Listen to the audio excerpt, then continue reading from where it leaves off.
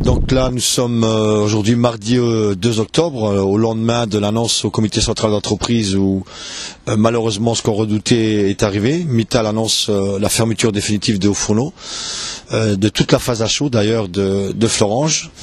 Le plan social qu'il veut mettre en place va supprimer 629 emplois, plus la sous-traitance. Il ne faut pas oublier que la sous-traitance va payer un lourd tribut aussi à ce choix. Donc il faut quasiment multiplier par 2 le nombre d'emplois impactés.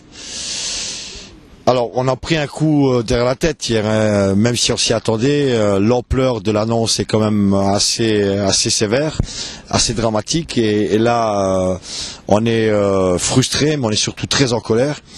On a décidé donc collectivement de bloquer l'ensemble du site pour toute une semaine, toute la vallée. On en appelle au soutien des salariés, certes, mais pas que, les élus, la population, parce que si demain Florange disparaissait, c'est toute la vallée qui aurait un impact négatif. Voilà, donc on n'est pas prêt de lâcher encore, hein. Tant qu'on n'aura pas une réponse positive à nos problèmes, on restera ici le temps nécessaire. On fera d'autres actions sous d'autres formes. Mais c'est pas maintenant qu'on va baisser les bras parce que on ne peut pas le faire et premièrement, on n'a pas envie de le faire. Il faut qu'on continue la bataille.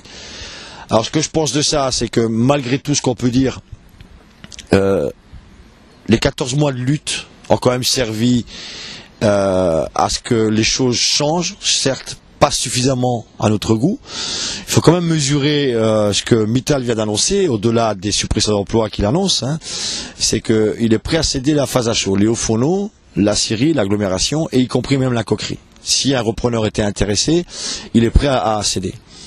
Beaucoup disent que c'est de la merde, que c'est pas assez. Certes, c'est pas assez, mais on peut quand même pas dire que c'est de la merde. Il faut quand même mettre ça dans le contexte global de la politique de Mittal.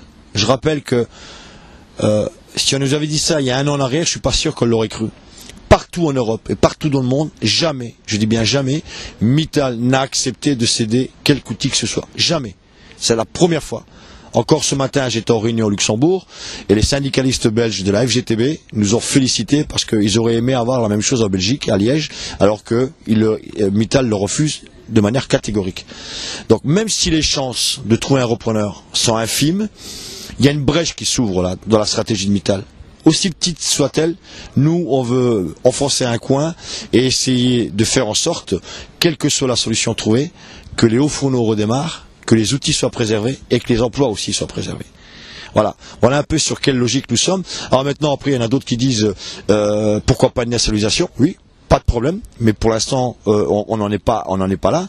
Et si on veut obtenir des choses, il faut qu'on continue la lutte, mais il faut qu'on la continue beaucoup plus massivement qu'on est actuellement. Je rappelle quand même qu'on est, allez quoi, quarantaine, cinquantaine d'irréductibles qui sommes là depuis 14 mois. On est quand même bien seul. Donc voilà, on va jouer cette carte. Je ne sais pas si elle sera gagnante, mais en tout cas, on va essayer de faire en sorte de démontrer à Mittal qu'une autre voie est possible. Et si demain on avait un repreneur, franchement, ça sera le résultat de notre combat à nous et le résultat de personne d'autre.